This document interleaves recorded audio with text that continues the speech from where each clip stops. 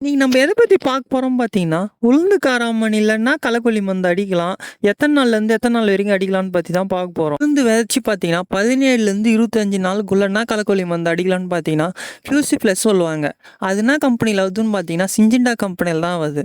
அது chemical content பார்த்தீங்கன்னா, ஓசிஃபன் 11.1% plus ஃப்ளூசாபிஃபா butyl 11.1%. இந்த ஃபியூசி ப்ளஸ் வந்து நம்ம ஸ்ப்ரே பண்ணி நம்மளுக்கு ஒரு வாரத்திலேயே பார்த்தீங்கன்னா, எல்லா பில்லுமே செத்துரும். கோரை பார்த்தீங்கன்னா, மொன பழுத்து அப்படியே செத்து போயிடும். நம்மளுக்கு ரிசல்ட்டும் நல்லாவே இருக்கும். ஆனால் முக்கியமானது பார்த்தா ஸ்ப்ரே பண்ண பார்த்தீங்கன்னா மண்ணில் ஈரம் இருக்கணும். அப்போ தான் பார்த்தீங்கன்னா உங்களுக்கு எல்லா பில்லுமே சாவும். நம்மளுக்கு ரிசல்ட்டும் நல்லாவே இருக்கும். இந்த ஃப்ளூசி ப்ளஸ் ஸ்ப்ரேயிங் பண்ணுற அளவு பார்த்தீங்கன்னா ஒரு ஏக்கருக்கு பார்த்தீங்கன்னா 400 ml தேவைப்படும். அப்படி பார்த்தீங்கன்னா 10 லிட்டர் கெப்பாசிட்டி டேங்குக்கு 40 ml தேவைப்படும். இங்கே உளுந்துக்கு களைக்கொல்லி மருந்து ஸ்ப்ரே பண்ண பார்த்து மண்ணில் ஈரம் இல்லாமல் நம்ம ஸ்ப்ரே பண்ணோம்னா நம்மளுக்கு ரிசல்ட் அந்த அளவுக்கு சரியாக தெரியாது. பில்லு அங்கே இருக்கும்.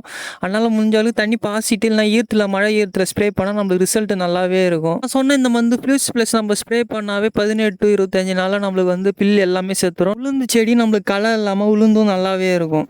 காராமணிக்கு பார்த்தீங்கன்னா 17 to 25 நாளில் வந்து இதே களைக்கொல்லி மருந்தே அடிக்கலாம். ஆனால் வந்து அளவு தான் மாறும், டோஸ்டேஜ் மாறும். ஏன்னா வந்து காராமணி பார்த்தீங்கன்னா சாஃப்ட் பயிர்னால வந்து நம்மளுக்கு எம்எல் மட்டும் டோஸ்டேஜ் மட்டும் மாறும். ஃப்ளூசி ப்ளஸ் களைக்கொல்லியே வந்து ஏக்கருக்கு பார்த்தீங்கன்னா காராமணிக்கு 1/4 லிட்டர் தேவைப்படும். அப்படி பார்த்தீங்கன்னா 10 லிட்டர் கெப்பாசிட்டி டேங்குக்கு 25 ml ஸ்ப்ரே பண்ணலாம். காராமணி பார்த்தீங்கன்னா அதிகமாக மானவரி பயிராக தான் இருக்கும். தண்ணி அதுமாரி அதுக்கு அதிகமாக பாசக்கூடாது. அதனால என்ன பண்ணலாம்னா காலைல பனி ஈரத்திலே ஸ்ப்ரே பண்ணாவே நம்மளுக்கு வந்து ரிசல்ட் நல்லாவே இருக்கும். எல்லா பில்லுமே நம்மளுக்கு செத்துரும்.